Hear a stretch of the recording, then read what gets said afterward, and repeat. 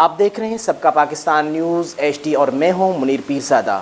آئیے آپ کو لیے چلتے ہیں آج کی خبر کی جانب۔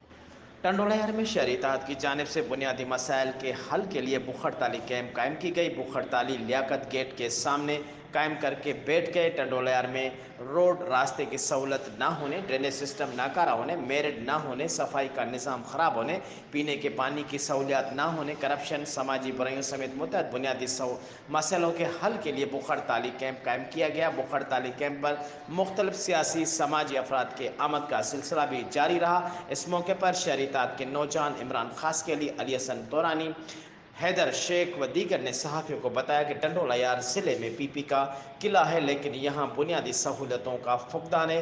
ہم نے ہر فورم پر بنیادی مسائل کے حل کے لیے شکایتیں دی ہیں لیکن کوئی بھی سننے کو تیار نہیں ہے۔ جب تک شہر کے بنیادی مسائل حل نہیں ہوں گے ہمارے مرتے دم تک بھوک ہڑتال جاری رہے گی۔